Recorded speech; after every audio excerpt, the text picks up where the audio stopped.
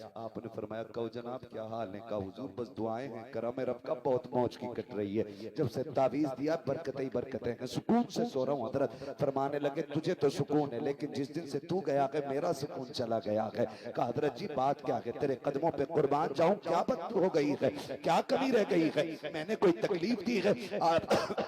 आपने तकिया हटाया और तकिया हटाने के बाद आपने कागज निकाला। फरमाने लगे सुन, 3 महीने पहले तावीज लेने के लिए आया था, आधे कागज पे तावीज बन गया था, आधा बच गया था, 3 महीने से संभाल के रखे हुए हो। इस दिन का इंतजार था, तू आएगा तेरा कागज वापस कर दिया जाएगा। खुदा की कसम जब आपने ये तकवा इख्तियार किया है, फिर रब ने करामत का वो नूर बख्शा था कि जिधर से चलते थे करामतें बरसा करती थी। करामतें देख के लोग गौसे आजम को याद किया करते थे और कहा करते थे अगर बरेली के मुफ्ती आजम का यह हाल है तो बगदाद के गौसे आजम का क्या रहा होगा।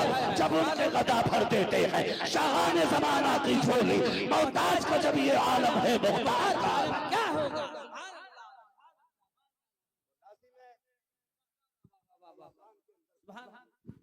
फिर अल्लाह करामत अता फरमाता, करामत हम सभी है गौसे आजम, हम सभी है गौसे आजम, मुफ्ती आजम, मुफ्ती आजम, मुफ्ती आजम, मुफ्ती आजम।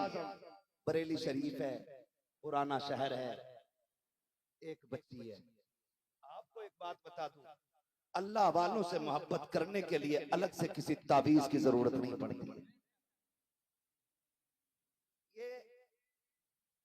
ये साहिब मजार किसी को नोचने गए, अराकीन कमेटी की तरफ से आपको कोई घर जाके कह के आया आना हमारे यहाँ? नहीं ना, हम तो वलियों के दीवाने, जहां विलायत की शमा रोशन हुई परवाने उड़ के खुद चले आए, है ना। तो अल्लाह खुद मखलूक का दिल अपने नेक बंदों की तरफ फेर देता है।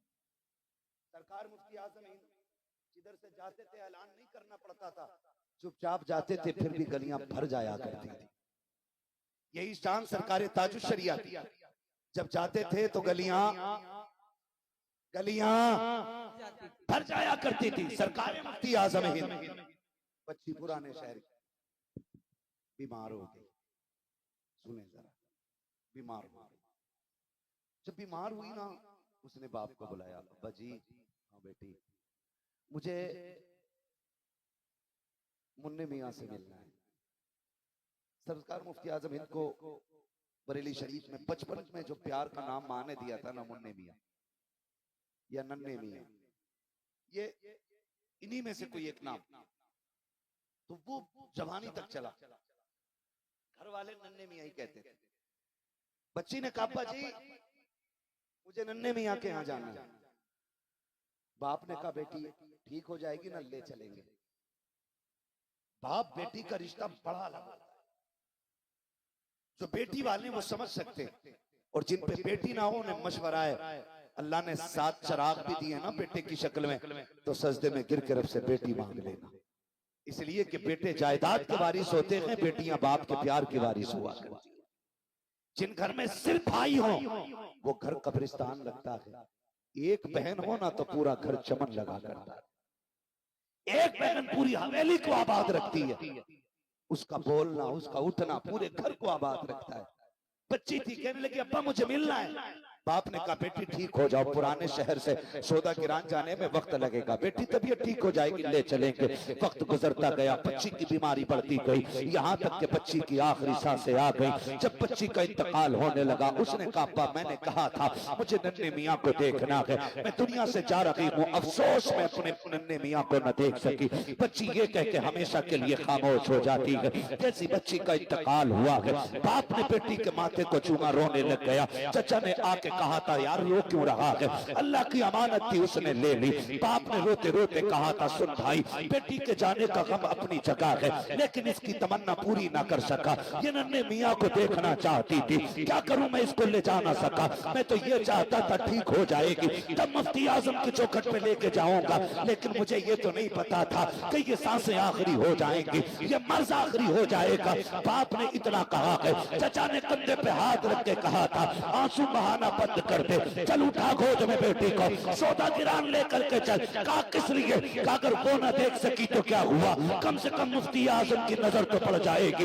ये कह के बाप ने बेटी का लाशा उठाया है। बरेली की गलियां गवाह है, जब बाप बेटी के लाशे को कंधे पे लेके आ रहा था, दुनिया हैरत से देख रही थी कि दुनिया बेटियों को कब्रिस्तान लेके जाती है, ये जिंदे पे अपनी बेटी की लाश को किधर लेके जा रहा है। जब बाप लेकर के सौदागिरान आया है, मेरा मुफ्ती आजम है, हम शबी के गौसे आजम मुसल्ले पर बैठ के इबादत में मसरूफ है, आपके तख्त पे बच्ची को लटा दिया जाता है।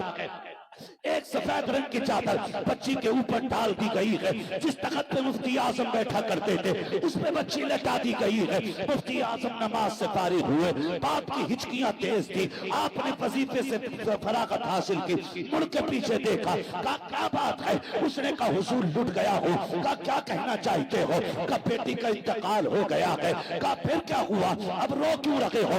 रब की अमानत थी उसने ले ली। कहा नहीं हजरत, वो आपको देखना चाहती थी, लेकिन मैं उसको कहता रहा जब ठीक हो जाएगी तब ले आऊंगा। हुजूर अब इंतकाल हो गया है। कहा फिर? का जिंदा तो ना ला सका, अपनी मुर्दा बेटी को उठा के लाया हो, वो तो आपको ना देख सकी। मेहरबानी कर अहमद रजा के बेटे, मेरी बेटी पे निगाह डाल दे।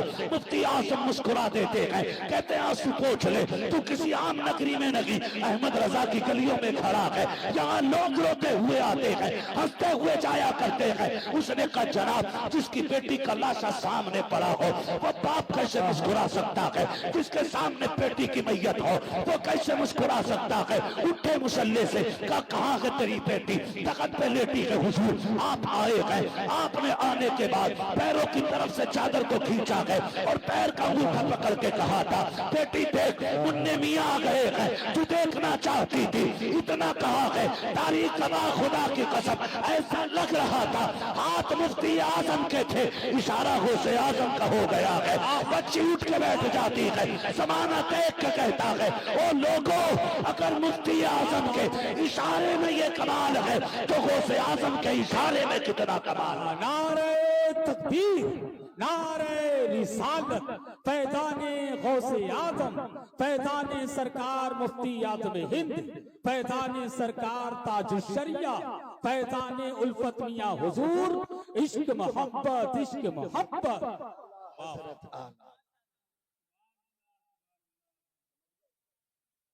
ये करामत का नूर आपको बख्शा, ये नूर करामत का आपको बख्शा।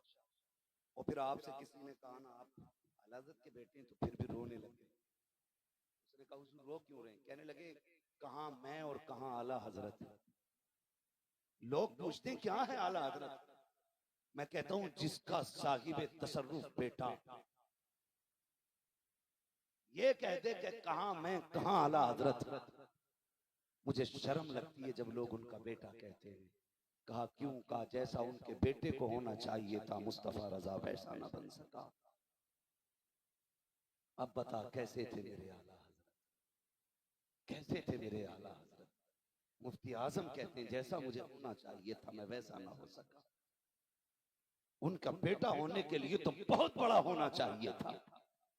खुदारा आपसे गुजारिश है, चंद पीरों की वजह से अपने घरों में दीवारें खड़ी कर ली, चंद जाहिल खानकाही लोगों की बुनियाद पे हमने अपनों को अपना दुश्मन बना लिया। आला हजरत की सिर्फ वो इज्जत ना करे जो बरेली के सिलसिले से मुरीद है। आला हजरत से हर उस बंदे को प्यार करना चाहिए जिसका रिश्ता मदीने वाले से मजबूत है। इसलिए कि इमाम अहमद रजा सिर्फ किसी खानकाह के सज्जादा नशीन नहीं है, सिर्फ किसी खानकाह के मुजाबिर नहीं है। मुजाबिरों को इसलिए मानते हो पीर की कब्र पे झाड़ू देता है, सज्जादा को इसलिए माना जाता है कि वो हमारे पीर की नस्ल में आता है, लेकिन आला हजरत को इसलिए माना जाता है कि उन्होंने हमारे अकीदे की हिफाजत की है, हिफाजत की है। और मैं तो खुल के कहता हूँ माँ का दूध पिया है, आला हजरत को छोड़ो और अकीदा अहले सुन्नत साबित कर ही नहीं पाओ। मैं तो खुल के कहता हूँ खुदारा अगर तुम्हारे मजारों पे चादर सलामत है ना तो इस्लाम की एक चादर बरेली के अहमद रजा के मजार पे भेज दिया करो। इसलिए कि अगर उनका फतवा ना होता ना तो तुम्हारे मजारों पे चादर तो क्या तुम्हारे बदन पे नेकर तक नहीं होता। इसलिए कि आज जो गाड़ियों में घूम रहे हो ना ये उसी अगरबत्ती का कमाल है जिसके जवाब का फतवा मेरे अहमद रजा ने दिया। उसी अगरबत्ती का कमाल है जिसके जवाब का फतवा बरेली के इमाम ने दिया है। और आज जब वक्त आ गया है, जरा सी दुकान के चमक गई, हम अपनों के खिलाफ हो गए। ना करें, खुदारा इन्होंने हमें अल्लाह के करीब लाया, मजबूत नजरिए पेश किए, पक्का हमें मुसलमान बनाने की कोशिश की और बनाया। हुजूर के बारे में कैसा नजरिया रखना है, हुजूर के बारे में कह गए, हुजूर के बारे में बताएं, फरमाने लगे और कोई गैब क्या तुमसे निगाह हो भला, जब ना खुदा ही छुपा तुम पे करोड़ों। मैं आपसे एक बात कह दूं कि बस आखिरी बात, वक्त मुकम्मल हो गया है मेरे भाई। खुदारा हमारे बीच ना कुछ गड़बड़ियां होने लग गई है ना। हम हैं तो बरेलवी लेकिन रिश्ता मार देते हैं। वलीमा खाइएगा, खाने तो खा के आया। सचुंदर मौलवियों ने भी कह दिया कि ना इधर खाने से क्या फर्क पड़ेगा, पूरा ही पूछ गया प्लेट में। हाँ, सचुंदर की खासियत है बदबू।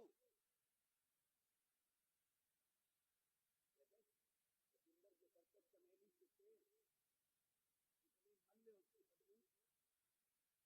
उनकी कुदरत की खबासत हो, कितनी भी पढ़ा लो, खबासत नहीं जाएगी। कूद पड़े, किसी ने कहा नहीं।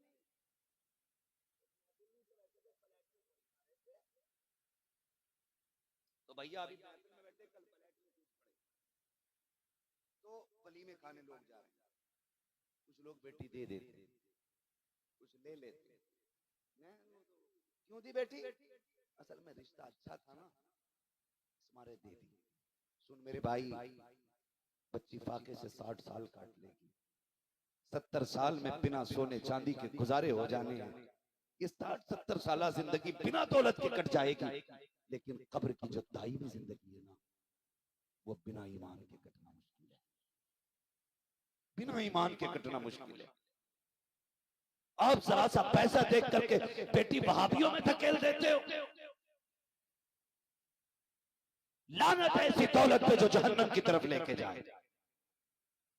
दौलत देख के बेटी ना दे, दीन देख के बेटी दे।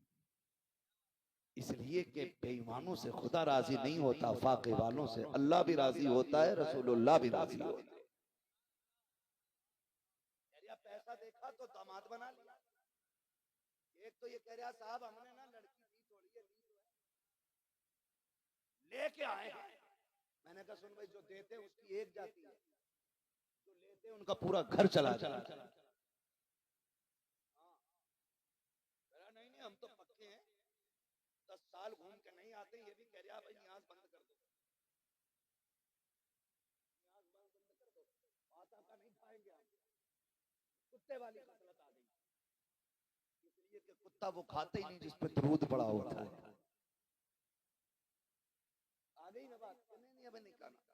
खुदारा आपसे गुजारिश है, इनसे रिश्ते ना करें। दावत खाते हैं यहाँ पे, लोग घूर के देख रहे हैं कि हमारी दावत का नंबर मौलवी ने लगा दिया। आपके यहाँ पे नहीं है, यहाँ के लोग तो कहीं भी जा सकते हैं, यहाँ के लोग जा सकते हैं मेरे भाई।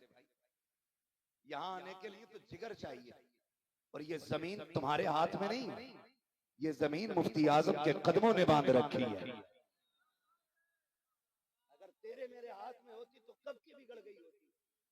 मैंने पहले ही कहा था, मौलवी कब्रिस्तान से गुजर जाए मुर्दों की मौज आती है, जमीन से मुफ्ती आजम गुजर जाए तो जिंदों की मौज आ जाए।